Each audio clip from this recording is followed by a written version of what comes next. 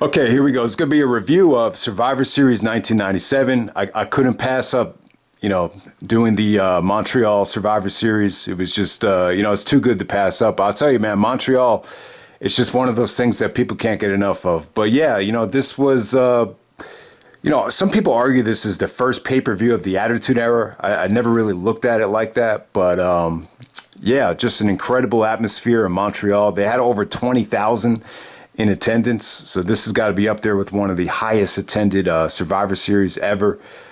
November 9th, 1997, a day that will live in infamy, as Jericho said on the highlight reel with HBK.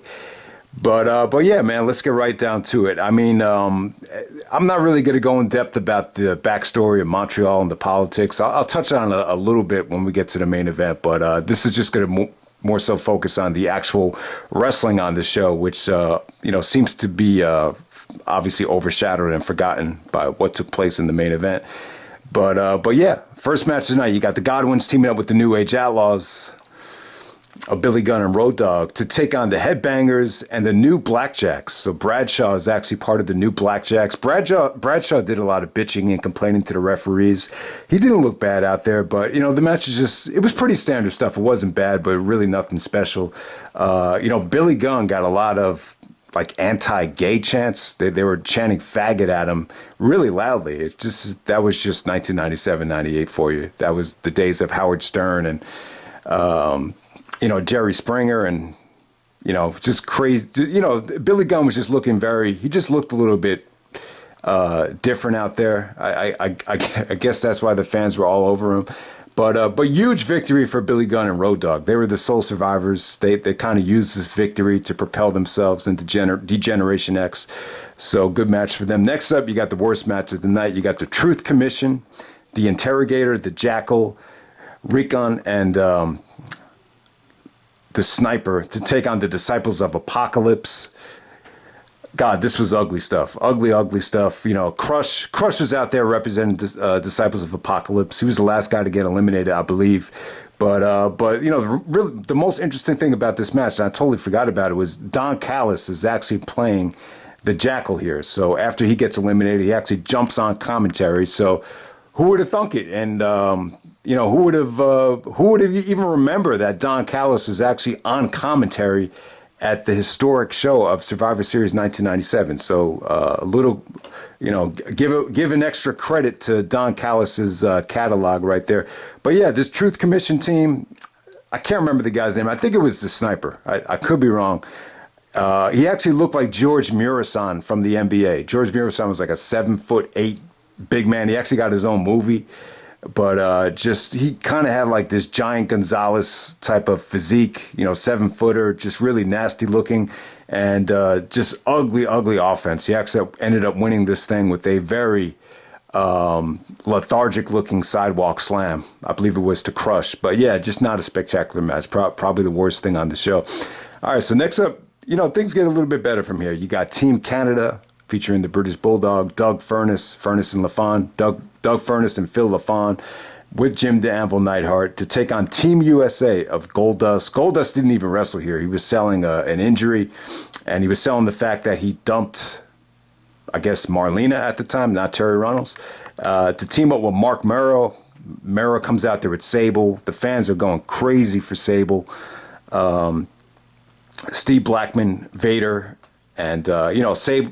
People were crazy about big-breasted blondes back in 1997, and Sable was no different. Obviously, she was busting out of her top, and the fans were just so pro-Sable here, even though she wasn't representing the Canadians. This was really the start of Mero just getting jealous of Sable, so they started booking that angle with Mero just constantly trying to cover up Sable, and he ended up yelling at her whenever the fans were going crazy for her. But yeah, with this match right here, I got to say what really stood out is Bulldog, man. Even though the British Bulldog is from the UK, the Canadians loved him. Obviously he married into the Hart family, so he was actually the sole survivor here.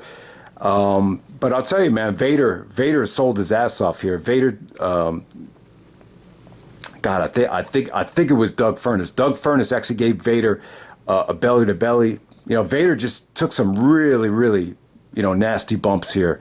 Just this is the most I've seen Vader sell in the WWF for like a smaller guy. Maybe besides Michaels, but yeah, I just thought it was good stuff, man. Solid stuff. Vader was definitely the MVP in this match, along with Furnas and Lafon. Furnas and Lafon, really got to show what they can do here. So that was definitely a positive. But yeah, man, just pretty good stuff. The only underwhelming thing about it was Goldust was selling an injury, so he didn't really get to wrestle. But yeah, the fans went crazy when Bulldog hit Vader with the ring bell to get the victory there. So thumbs up, pretty solid stuff right there. Next up, you got Kane taking on Mankind. So this could have easily been a squash match. And the funny thing is, I think Foley actually quit like the day after this, and I guess he came back like the same week or whatever, because he was really upset about the fallout from Montreal or whatever. But yeah, Kane, and Foley talked about in his book that Kane wasn't gonna speak up for Bret Hart and stick up for him because Kane, he was finally getting a break. What's Kane's real name? It's not even coming to me. Glenn Jacobs was finally getting like his big break.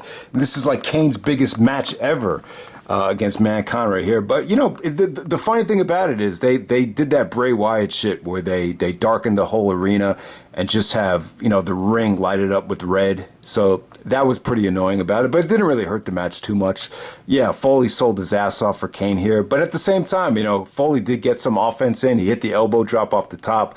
He clotheslined Kane out of the ring, and Kane he was trying to show some of the same mannerisms that Undertaker would do, like when he got clotheslined out of the ring, he would land on his feet, things like that. And then Kane actually did he chokeslammed Foley into the announce table from the ring apron. He didn't even pick him up. He just kind of choked him and just kind of pushed against him, and he just fell into the announce table. It was pretty nasty looking. And then Foley took the flare bump off the top rope to the outside of the ring apron. Nasty bump. That had to be suicide to Foley's back right there. So yeah, Kane looks pretty dominant. Foley just did a beautiful job of making Kane look like a monster. This is a monster versus monster match, and yeah, it's Kane's WWF pay-per-view debut. He had to go over, but yeah, I just thought it was booked really well because you could argue it as being an extended squash, but at the same time, it wasn't like they totally annihilated Foley.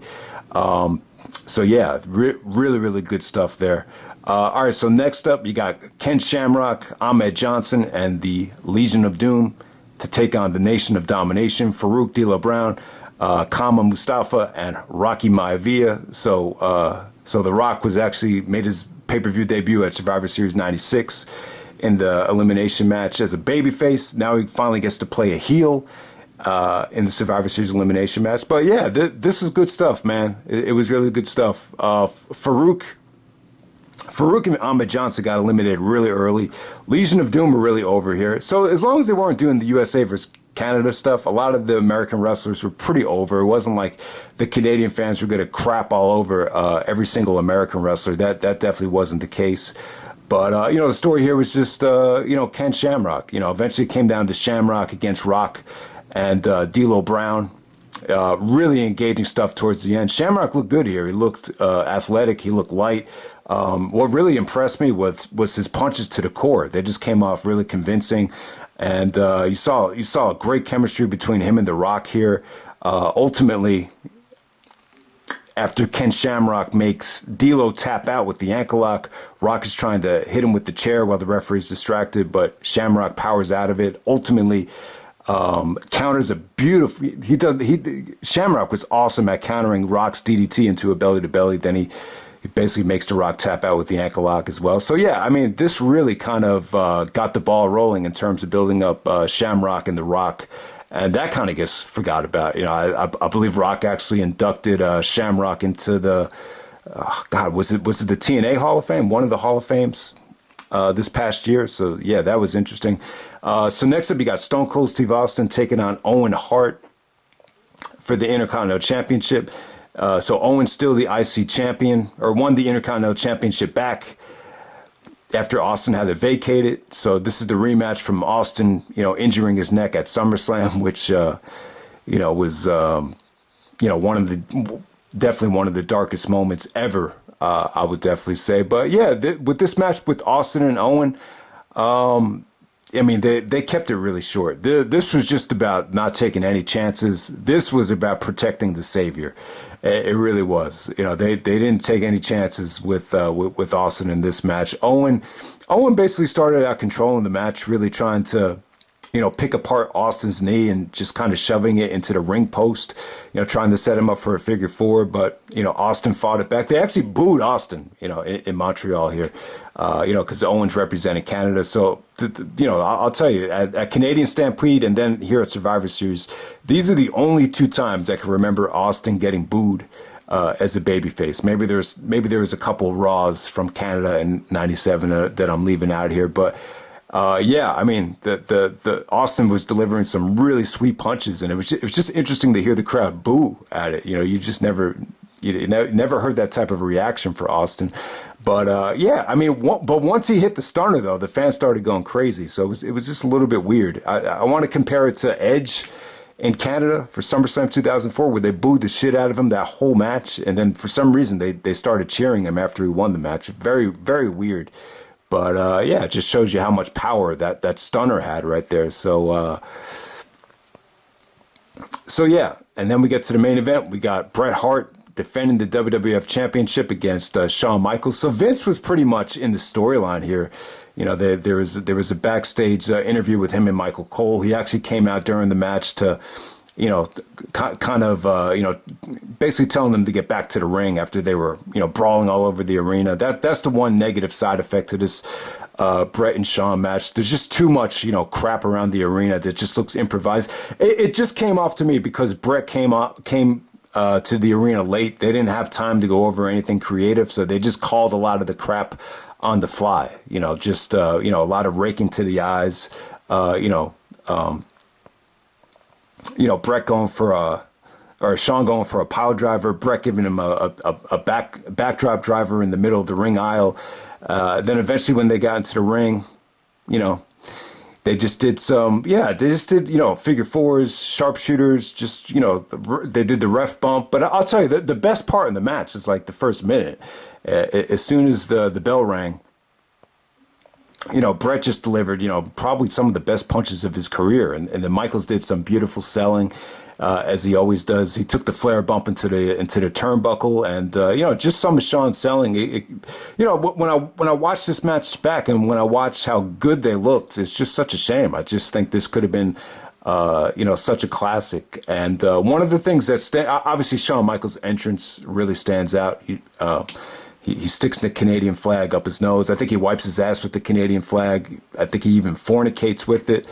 So yeah, that's very memorable, or not memorable, depending on your personality. And the other thing that Michaels does, and it's very, very, it's great imagery here. And I don't know if he was going for it or not, but the camera gets a close up of him, and he looks a little bit disgusted, and all of a sudden, he cracks like this fake smile. I don't know if that was kind of a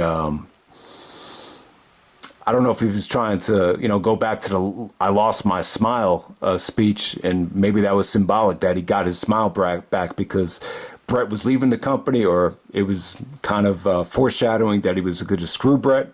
Okay, so after Earl takes the bump, after, you know, Shawn comes down from the top rope and Bret kind of throws him to Shawn as he's coming down. Earl takes the bump, and ultimately, you know, Bret actually helps Shawn put on the sharpshooter. And I guess the original plan was Earl was supposed to stay down, and there was supposed to be a big schmoz where the Hart Foundation and DX and a whole bunch of other guys would just come down, and it would be, you know, the whole match would just end in a double disqualification. I believe that was the actual plan. But, you know, Vince is at ringside. Sergeant Slaughter was at ringside. All of a sudden, you know, as soon as Shawn locks Bret in the sharpshooter, they call for the bell. And I'll tell you, man, Shawn Michaels, his theme music, man, it's great, man, because it's multi-dimensional. It really works as a monster babyface, but in this situation, it really worked as a monster heel as well. So that's probably the best thing about it. Just the way the Michaels music hits after the bell rings. It's really one of the most memorable sound effects I think ever. But yeah, you know, Bret just looks disgusted. he basically breaks the sharpshooter, and then he starts spitting at Vince. Vince kind of had this attitude where he deep down inside he felt like he owed it to Bret to, talk to him about what happened and, kind of look him in the eye and tell him I had to do what I had to do. But ultimately Bret just spits in Vince's face a couple of times, and the pay-per-view just goes off the air. Gerald Briscoe. I got to give Gerald Briscoe credit, because if this ends up being, if it comes out that this was ever a work, Gerald Briscoe, just the way he escorted Shawn out of the ring, it just looks so serious and so like, taboo. It's just like, we got to get him out of there. Shawn looks a little bit upset, and he looks a little bit pissed, and Triple H is out there as well. Triple H, sticks his big nose into the situation. But as years went on, you learned that Triple H had a lot to do with the idea of actually getting this thing done. But yeah, man, it's just something to talk about. But I'll tell you what, the Wrestling with Shadows documentary beautifully captures this better than the pay-per-view. In some ways, when you watch the match on pay-per-view, it kind of leaves you scratching your head a little bit, and I guess that's what it was supposed to do. But if you want to see this dramatized to the next level, where you can really appreciate the art and the drama, I would definitely say check out the Wrestling of Shadows documentary. But yeah, man, I'd like to see what the Dark Side of the Ring, their documentary, I'd like to know what angle they took with it, because I know they released a documentary last season. But yeah, man, I mean, I'm not really going to go too much in depth of the backstory. Obviously, the Shawn Michaels and Bret Hart beef, I think most of it had to do with money. I think a little bit of it had to do with women, maybe the whole Sonny situation. I don't think either guy really loved Sonny, but, the bottom line was, she was actually used to hurt the character of Bret Hart in a Shawn Michaels promo, so I think that had a lot to do with it. And I just think change of direction, differences of opinion of where the company needs to go. I think Bret's contract had a lot to do with the situation. Obviously, I'm not going to say Ted Turner broke up the Bret Hart Vince McMahon relationship. It was kind of like they just wanted him to go. But in some ways, I've always said this, and it's okay to like both guys. I love both guys, but I'm always going to be more sympathetic to Bret because he wore his WWF colors very proudly, and he's always been Vince's soldier, and I don't think he ever wanted to leave. So in some ways, I do feel bad for Bret, but the timing, it's all about timing. Look at where they were, look at where the ratings were, look at who's the biggest stars in the company that are on the rise, like Austin and Michaels, the attitude and everything like that. The timing was just awful for Bret. If he was going to stay in the company, he probably just had to change and just adapt. And I guess that's something he wasn't willing to do. But it would have been interesting to see, what Bret Hart, if Bret could go back to this time and if he knew what it was going to be like in WCW, it would have been interesting to know what he was willing to change from a creative standpoint in order to stay with the company. That's only if you take money out of the equation. But yeah, man, there's a lot to talk about here. But I did want to make the point, though. The one thing I noticed about Vince and the way he runs his company, when you look at the Hogan Warrior situation, the Dark Side of the Ring really illustrates how Warrior got greedy because he wanted what Hogan got. And then obviously I think Bret and Shawn, Shawn stated plenty of times that he was upset at the contract that Bret got. So obviously I think money was the biggest initiator and everything as well. And then even when you look at Rock and Austin, when you get to 2002, I'm sure Austin was really, a little bit, baffled that Rock got that big money spot over him at WrestleMania 18. And then, they kind of had a falling out, after he walked out. June 2002, that's really the only month where, there was ever any sort of beef between Austin and The Rock. Rock owned the Hollywood and Austin getting injured. There never really was a situation where, Austin and Rock were fighting over money. They never really had a real life beef, in my opinion, especially when you compare it to the other two rivalries. But yeah, man, this is Survivor Series 1997. The pay-per-view as a whole, it's pretty good. I think if you take away the first two matches, this is definitely a solid show. Even though Shawn and Bret, from a creative standpoint, it could have been a lot better. The work that they did and the crowd reaction, and just they both look great. It's just, just like what Shawn Michaels said in Confidential, the Confidential piece. This is the only time he wrestled in a pay-per-view main event where like nothing was about the actual match. Everything was just about just getting through it. And Austin and Owen, for obvious reasons, that match was just kept really, really short. But yeah, man. But the middle of this card, the Team Canada Survivor Series match, along with the Nation of Domination Survivor Series match. Those are two solid elimination matches right there. And then Kane's debut is, I would say, it's just something to see. It was pretty cool. And for some reason, it seems like it's kind of gotten underrated as time's gone on. But yeah, that's Survivor Series 97, and I'm out. I'm going to end it now before we talk about the Montreal Screwjob anymore. So let me end it right now. All right.